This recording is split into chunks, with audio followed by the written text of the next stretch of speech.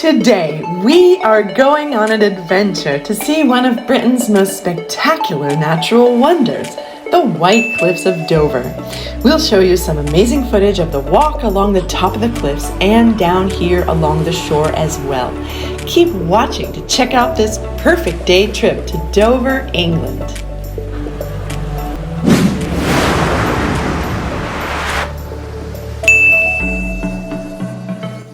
The stunning views began from the moment we parked our car. Since I used to work on cruise ships, I love ships and ports in general, so I enjoyed this view of the ferries in Dover Port. And then, before starting our walk along the cliffs, we stopped at this lovely little cafe just before the entrance to the walking paths, where you could have a snack before setting out. It was a perfect sunny day, and the atmosphere was just lovely. This is the perfect day trip for families and even furry four-legged friends. And here's the start of the path. The path along the cliffs is an easy walk, which climbs up gradually and meanders along the edge of the cliffs. It's a little windy up here, so please be sure to bring a windbreaker and of course a good pair of walking shoes. One more view of the ships and then we set out on the path. The views are breathtaking at every stage, so make sure your camera or phone battery is fully charged so you can capture it all.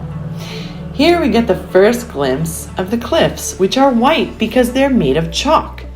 You can see that the chalk is dissolving into the water by that cloudy area in the sea.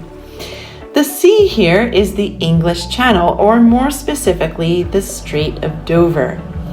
From Dover Port, you can get a ferry to mainland Europe, which reaches France in about 90 minutes. The walk is 10 miles and it's more or less like this all along the way, although of course you can just do a part of it if 10 miles is too long. The cliffs reach 350 feet at the highest point. On a clear day, you can even see France from here. And here we are at the edge of the cliff.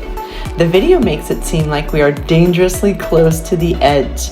Be careful, because some people taking selfies were not so lucky in the past and fell to their death. We were sure to keep our distance from the edge because this chalk can be quite soft at some points, so it's a little unstable and sometimes breaks off in chunks, falling into the sea below. And here comes one of the best views we were able to get of the cliffs. Wait for it. It seems like we're really at the edge, but don't worry, it's just an effect of my iPhone camera. Take a look at that.